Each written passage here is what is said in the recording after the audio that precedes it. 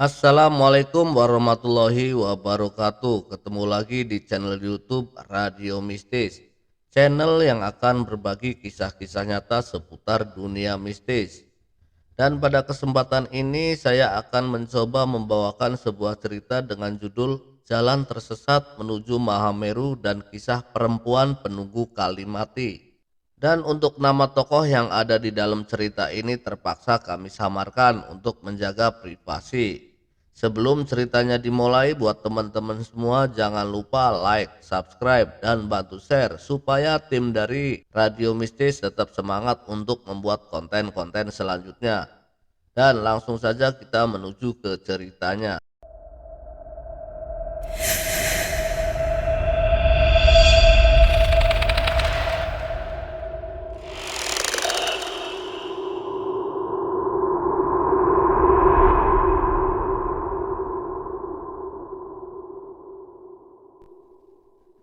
Cerita ini adalah pengalaman gua sendiri pas naik ke Gunung Semeru tahun 2017. Jadi waktu itu bulan April, gua dan kedua teman gua yaitu Jen sama Peja ada rencana naik ke gunung. Awalnya kita berencana mau ke Gunung Raung. Udah diatur semuanya tuh, mulai dari planning, alat-alat, tiket kereta juga udah dibeli. Tapi pas H-2 berangkat, kita baru tahu kalau biaya guide-nya mahal banget. Dan akhirnya kita cancel. Dulu kita masih sekolah dan budget juga nggak terlalu gede, makanya kita nggak sanggup bayar guide-nya. Nah, karena udah kadung beli tiket dan semua alat-alat juga udah siap, akhirnya kita ubah planning ke Semeru. Awalnya kita baca-baca referensi dari blog orang buat cari info perjalanan ke Semeru. Terus gua juga tanya-tanya ke teman, ke salah satu komunitas pendaki yang ada di Bogor yang pernah ke sana.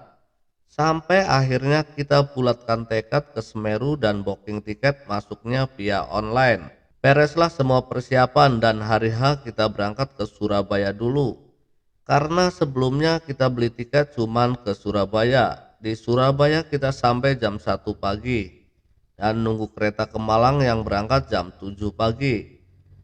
Nah, pas sampai di Surabaya ada temen gua namanya Enen, orang Surabaya yang nemuin kita. Dijamulah kita sama naskor dan es teh manis. Habis ngobrol-ngobrol lama, jam 3 dia cabut dan kita nungguin di emperan stasiun sampai ketiduran.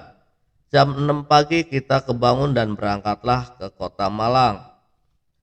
Akhirnya kita sampai di Malang jam 11. Habis itu kita menuju ke Pasar Tumpang, ke rumahnya Pak Rusno yang direferensikan oleh teman kita yang menemui di stasiun. Nah, beliau ini yang punya penyewaan jeep dan truk yang biasa dipakai buat ke Bromo dan Semeru. Di rumah Pak Rus kita sampai sekitar jam 2 siang dan masalah datang lagi. Kita baru tahu kalau harga sewa jeep itu berkisar antara 1 juta sampai 1,5 juta per jeep. Karena kita cuma bertiga dan duit juga nggak cukup, Pak Rus nyaranin kita gabung sama pendaki lain biar patungan. Akhirnya kita putuskan nginep dulu tuh semalam di rumah Pak Rus. Karena emang suka banyak juga pendaki yang nginep di rumah beliau. Nah, sebelum tidur Pak Rus bilang, kita ikut sama truk yang bawa petani aja ke Ranupane. Cuman bayar 30.000 per orang buat ngasih ke supirnya. Kita nggak mikir panjang, daripada nggak jadi naik. Akhirnya kita setuju. Jam 3 pagi bangun siap-siap dan jam 4 kita berangkat bareng para petani. Sekitar jam 8-an kita sampai di Ranupane dan kita langsung daftar ulang di pos pendakian untuk camping 4 hari 3 malam. Kita dapat pengarahan dari petugasnya, terus packing ulang semua peralatan dan logistik. Dan kita start naik jam 10-an. Pas trekking naik sih nggak ada hal yang aneh apapun, semuanya lancar. Dan kita sampai di Ranukumbolo sekitar jam 5 sore. Kita naik santai banget karena emang pengen fun. Dan waktu itu pendakian sangat sepi dan di Ranukumbolo juga cuman ada sekitar 15 tenda. Sampai di Ranukumbolo kita cepet-cepet bangun tenda karena hari udah mulai gelap dan gerimis juga. Habis bangun tenda kita masak dan makanlah kita. Nah sekitar jam 9-an gua mau buang hajat. Cuman gua minta antar ke temen-temen gak ada yang mau karena cuacanya sangat dingin.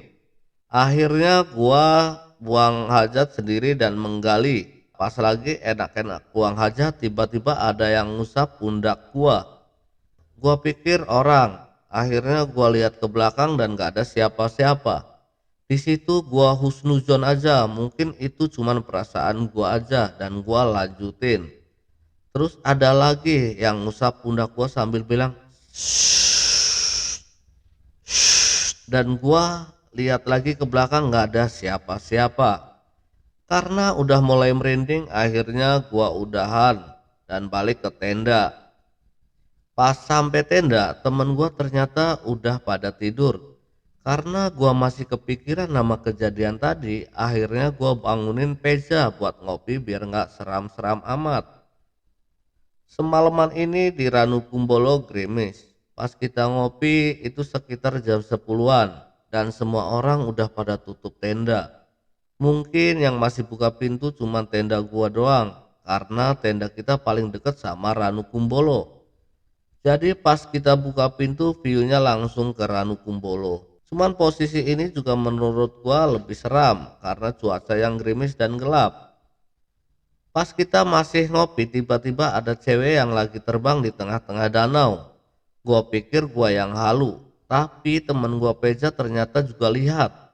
Ya mungkin itu kuntilanak itu yang secara nggak langsung nyuruh kita buat tidur karena udah malam. Akhirnya kita cepet-cepet beberes dan tidur. Semalaman kita tidur nyenyak dan paginya kita bangun dan view Ranu Kumbolo pas itu bagus banget. Pagi itu kita santai nikmatin view Ranu Kumbolo dan baru start jalan sekitar jam 11 menuju ke Kalimati. Di perjalanan ke Kalimati semuanya benar-benar penuh drama karena kita kehabisan air minum. Kita lupa ngisi air minum di Ranu Kumbolo. Di jalan juga lumayan deras hujannya, kita sempat nampung air hujan buat minum.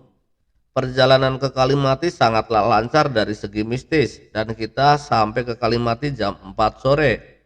Kita bangun tenda dan jam 5-an kita ke Sumber Mani, sumber air di Kalimati. Kita balik lagi ke tenda sekitar jam 7-an karena tempatnya lumayan jauh dan kita juga nyantai ngambilnya. Habis itu kita masak dan makan. Udah menjadi tugas langganan buat gua kalau naik selalu jadi koki. Nah pas gua masak ada kejadian janggal lagi. Jadi awal kita sampai di Kalimati itu ada hammock yang udah kepasang rapi. Tapi kondisinya kotor, kayak udah lama nggak dipakai. Cuman kita nggak terlalu mikirin ini hammock. Yang kita pikirkan mungkin punya tenda tetangga. Nah di area tenda kita itu ada 2 tenda doang, kita sama tetangga. Tapi si tetangga ini nggak pernah keluar tenda dan pintunya ketutup terus. Dan malam itu pas gua masak si Jen keluar pengen hamokan dan nanyain hamok gua. Tapi ujung-ujungnya punya gua nggak dipasang dan dia pakai hamok yang udah ada dari tadi pas kita sampai. Pas di hamok dia minta difotoin sama Peja. Dan pas motoin Peja bilang, "Jen, kok muka lu ada 2? Di sini face detection-nya ada 2 muka, lu sama yang di belakang lu." Pas gue denger Peja bilang gitu, tiba-tiba gue nyium wangi bunga melati yang kuat banget. Terus Jen bilang, "Masa iya, Ja? Bohong kali lu. Buruan sini lu, cek hasilnya kalau nggak percaya," jawab Peja. Habis itu Jen ngecek dan ternyata iya. Di foto itu face detection-nya ada 2. Nah sekitar 5 menitan gua nyium terus wangi melati. Akhirnya gua nyuruh mereka buat masuk ke dalam tenda dan jangan hamokan di hamok itu lagi. Dan yap, wangi melatinya hilang. Setelah temen-temen gua masuk ke tenda, pas itu gua juga udah yakin banget sih lagi ada kuntilanak di sekitaran camp kita. Sebenarnya pas masuk gua iseng sama teman-teman karena gua tahu mereka nggak suka pedas. Akhirnya pas masak sarden gua tambahin 1 bungkus daun cabe biar temen-temen gua pada kepedesan. Soalnya gua kesel kan, gua masak sendiri mereka malah nyantai doang. Nah, habis kejadian tadi akhirnya kita makan dan yap, mereka kepedesan.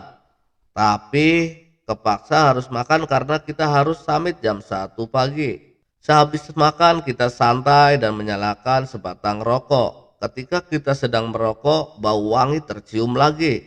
Terus gua bilang, bro, ini kedua kalinya gua nyium bau melati bro. Mending kita masuk tenda aja kalau gitu bro. Alhasil kita masuk tenda dan ternyata ngap banget karena kita masih pada ngerokok. Habis itu Peja minta pintunya dibuka dan setelah dibuka aku melihat ada cewek rambut panjang pakai baju putih lagi duduk di hammock yang tadi dipakai Zen buat berfoto. Dan sialnya cuman gua yang lihat karena mereka kehalang sama pintu. Posisi pintu tenda dibuka sebelah, kebetulan dibuka yang di depan gua. Untungnya si cewek ini ngelihat ke arah hutan, jadinya gua nggak ngelihat mukanya langsung. Dengan keadaan yang mencekam, akhirnya gua maksa buat nutup pintu tenda dan siap-siap tidur. Hampir 1 jam gua nggak bisa tidur karena kejadian itu dan baru bisa tidur sekitar jam 9-an. Jam 12-an kita bangun dan kita packing buat summit attack ke puncak Mahameru. Kejadian pas malam sejenak gua lupain dan nyiapin diri buat summit karena summitnya cukup lama. Normalnya 5-6 jam. Jam 1 pagi kita berangkat menuju puncak dan di antara kita bertiga ini nggak ada satu orang pun yang pernah ke Semeru. Saat itu tenda di Kalimati juga nggak terlalu banyak karena memang lagi weekday. Di perjalanan menuju Arkopodo, beberapa kali kita hampir tersesat karena jalannya yang bercabang. Pas nyampe di batas vegetasi, ada 2 orang yang lagi istirahat dan ngajak kita barengan buat summit ke atas. Karena gua belum pernah ke Semeru, tanpa pikir panjang gua terima tawaran itu. Nah, orang yang satu ini madu di depan dan yang satu lagi ikut di belakang. Dia buka jalan agak melipir ke kanan dan gua juga aneh karena pada saat pengarahan berdasarkan info dari ranger dari Arkopodo ke puncak itu ambil jalan lurus ke atas, nggak belok kiri ataupun kanan. Setelah 10 menit jalan tiba-tiba ada yang teriak di belakang. Woi, mau kemana lu? Ke puncak lurus, ke atas bukan melipir ke kanan. Sontak gua langsung nengok ke belakang dan bilang, oh ini salah jalan ya. Pas gua mau ngasih tahu orang yang di depan ternyata dia sudah ngilang. Gua bener-bener kaget dan pas dia ngilang akhirnya gua turun lagi ke bawah karena emang jalannya udah buntu. Pas sampai lagi di titik awal batas vegetasi, gua nanya ke yang di belakang tadi, Mas temennya kemana kok nggak ada, apa dia udah duluan? Terus dia jawab, wah saya nggak tahu mas, dia juga bukan teman saya, tadi saya juga baru ketemu di sini. Makin jelas aja semua hal-hal yang aneh kita alami di gunung ini. Singkat cerita, kita sampai di puncak Mahameru sekitar jam 6 pagi. Di puncak kita cuma 1 jam doang buat foto-foto dan sarapan sambil lihat indahnya Mahameru. Keuntungan naik Semeru weekday adalah di puncak cuma ada 20 orang doang dan berasa Mahameru milik sendiri. Habis itu kita turun dan sampai di Kalimati sekitar jam 9-an. Kita beres-beres makan, packing buat turun ke Ranu Kumbolo. Nah, pas kita mau turun, tetangga pada keluar tenda dan kita nanya, Mbak, ini hammock Mbak ya? Sambil nunjuk ke arah hammock. Dan jauh Mbak itu, oh bukan Mas, kemarin pas saya sampai di sini juga hammock itu udah ada. Kayaknya sih udah lama deh di situ. Dengar kayak gitu akhirnya kita berterima kasih dan langsung turun ke Ranu Kumbolo. Pantes saja dari semalam itu hammock horor, orang udah lama berada di tempat itu. Udah ada penunggunya mungkin. Sore itu langitnya mendung, tapi karena kita udah males dengan semua hal mistis yang ada, rencana awal 4 hari 3 malam jadinya cuma 3 hari 2 malam. Dan akhirnya kita langsung turun ke pos Ranupane start jam 5. Pas di perjalanan turun hujan gerimis dan kita sampai di pos 3 sekitar jam 6. Kita istirahat sekitar 10 menitan karena hujan makin deras dan kita nelpon ke base camp buat dijemput sama mobil truk. Terus kita lanjut jalan, rencana istirahat lagi di pos 2. Nggak butuh waktu lama, 15 menit kita sampai di pos 2 dan istirahat sekitar 30 menit karena hujannya deres banget. Waktu itu di pos 2 juga ada 3 orang yang lagi istirahat. Mereka bilangnya orang Gresik. Mereka juga mau turun ke Ranupane dan kita sempat berbagi rokok sama mereka. Karena hujan udah agak reda, kita juga badan udah lumayan basah. Akhirnya kita ngajak mereka buat turun bareng, biar ada temen karena pas itu headlamp kita mendadak pada mati semua. Tapi mereka nolak karena ada 1 orang yang masih kecapean. Dari headlamp ini sih kita nggak ada kecurigaan sama sekali karena kita mikirnya mungkin emang baterainya sudah habis. Alhasil kita cuman pakai lampu HP dan itu pun cuman satu aja. Gua yang megang karena gua yang paling depan. Waktu itu terus berlalu. Turunan demi turunan, belokan demi belokan kita lewatin. Sampailah kita di pos 1, tapi kita nggak istirahat dan mutusin buat lanjut aja karena hujan udah makin deras. Di antara pos 1 ke pos Ranupane disinilah kita hampir putus asa. Gua inget banget pas naik itu cuman ada satu belokan tajam 90 derajat. Tapi pas kita turun itu ngelewatin belokan yang sama banyaknya 4 kali. Udah gitu sering banget kayak ada yang nyenterin kita tapi bukan dari arah trek melainkan dari arah hutan. Akhirnya setelah belokan yang keempat gua mutusin buat istirahat dulu. Makan dulu, ngopi, ngerokok. Mau yang naik maupun yang turun. Cuman ketemu sekali sama yang istirahat di pos 2. Gua sih nggak mau mikir panjang dan pengen cepet sampai. Setelah sekitar 1 jam istirahat dan pikiran kita sudah mulai tenang, akhirnya kita lanjutkan perjalanan dan di belokan yang sama kelima kalinya kita lewati, baru jalannya benar dan sesuai sama yang gua ingat. Setelah nemu jalan benar, kita jalan terus, tapi yang nyenter-nyenter dari arah hutan masih ada. Cuman kita tetap fokus buat jalan. Terus pas sampai gerbang pendakian, ada yang manggil-manggil nama kita bertiga dengan jelas banget. Setahu gua sih arahnya itu dari Semeru via Gunung Eyek-Eyek, tapi itu semua nggak kita dengerin.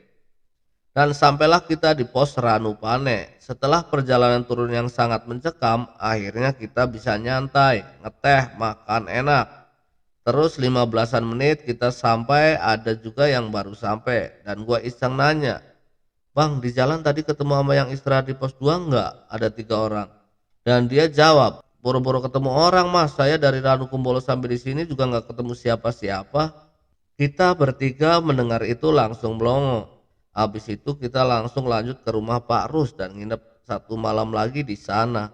Dan kita semua cerita-ceritalah dengan semua kejadian yang kita alamin. Akhirnya pagi-pagi kita bangun dan pulang. Peja waktu itu langsung ke Bali. Gua sama Jen ke Jogja dulu, habis itu pulang ke Bogor. Terima kasih buat teman-teman yang sudah mendengarkan cerita ini. Cerita ini saya ambil dari blog cerita horor pendaki ym.blogspot.com. Buat teman-teman yang pengen membaca langsung silakan kunjungin blognya. Terima kasih.